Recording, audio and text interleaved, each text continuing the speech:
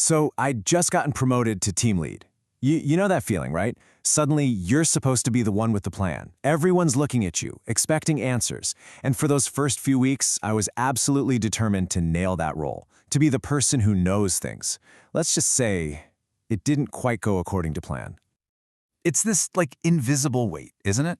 This fear that if you admit you don't know something, everyone will suddenly realize you're a fraud who just stumbled into the job. Well, that exact feeling is what led me straight into one of the most stressful, sweaty palm moments of my entire career, all during what should have been a totally normal client call. All right, picture this.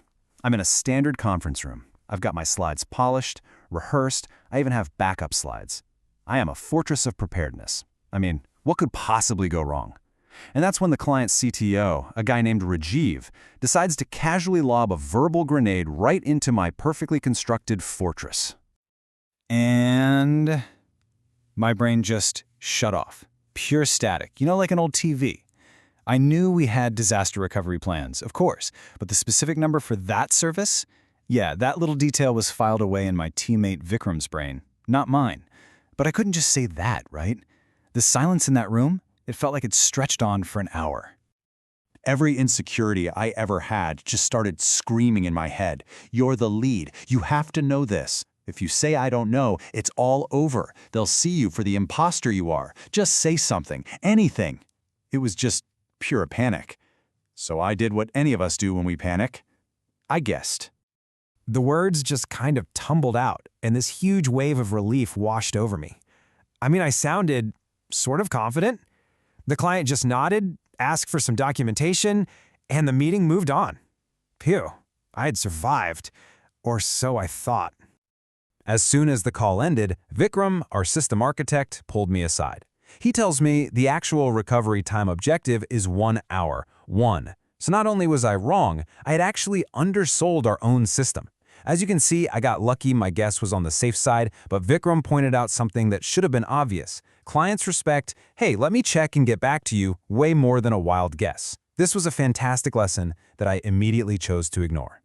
Yeah, instead of learning that it's okay not to know, my brain went a different way. It basically said, whoa, you got lucky. Next time you better know everything so that never happens again. And just like that, I was on a mission to become the expert on all things. This, let me tell you, was a terrible, horrible, no good, very bad idea. My life basically turned into a comedy of errors. I was staying up all night cramming tech blogs just so I could drop some buzzwords in the morning meeting. I actually remember trying to explain Kubernetes to Samir, who had literally just passed his certification exam. But the grand finale, the real peak of my expert impersonation tour, came during a live production bug.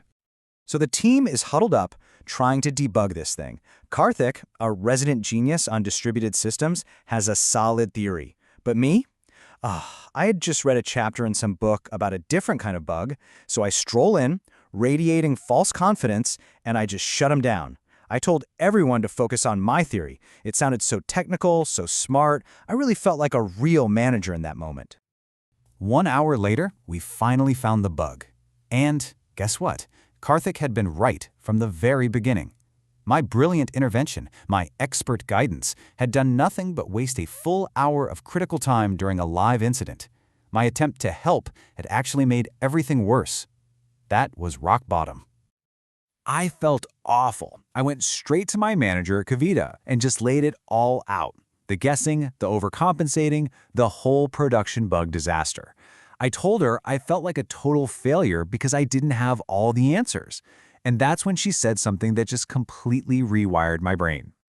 This one sentence, it changed everything for me. It was so simple, but just so profound. My job wasn't to be the hero who knew everything.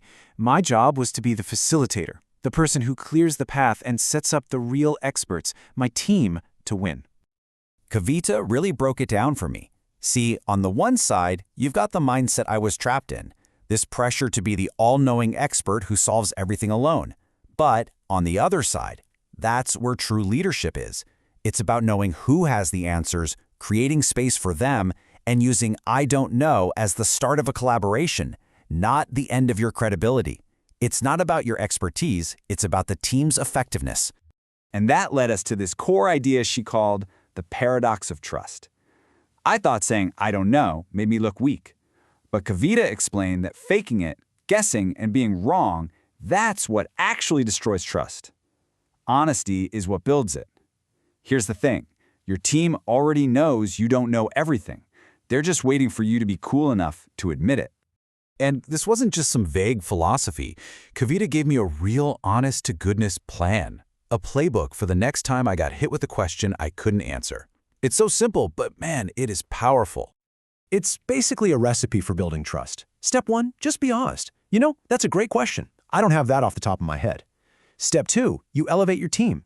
But Vikram is our expert on that. Step 3, you show you're responsible. I will get you an answer by the end of the day. And then step 4, the one people always forget. You actually do it. You close the loop. See, this isn't weakness. It's competent, confident leadership. And what about when questions come from my own team? Well, the playbook for that is even better. Instead of giving them an answer, I learned to ask a question back. This one phrase, "walk me through your thinking," is an absolute game changer. It makes them articulate their logic, and half the time they solve the problem themselves. You stop being an answer machine, and you start being a talent developer. So, armed with this whole new mindset, I went back to my team. I wasn't trying to be the star of the show anymore. My job was to be the director, making sure every actor on my stage had their moment to shine. And I immediately started looking for chances to put this new playbook into action. And the results were instant. On Monday, Priya had a database question.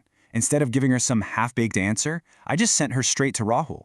On Wednesday, with Samir's caching strategy, I just kept asking questions until he saw the flaw in his own logic. And on Friday, a client had a security question, so I put them right in touch with Neha. In every case, my job was just to connect the right people and then get out of the way. After that client call on Friday, Neha came over to my desk and said that to me. And honestly, that was better than any compliment I could have ever gotten about my own technical skills.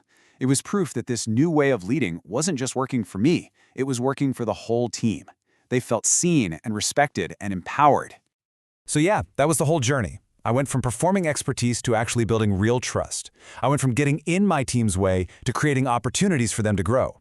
I finally realized my job wasn't to be the smartest person in the room, but to build the smartest room possible. And in the end, that's really the lesson, isn't it?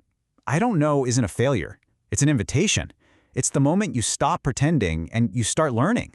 The moment you stop commanding and you start collaborating. It's not the end of the conversation. It's the beginning of a much better one. So I'll just leave you with this question to think about. Where in your work, or even in your life, are you so busy trying to be the star of the show? Where are you performing knowledge when you could be stepping back, creating some space, and letting the real experts shine?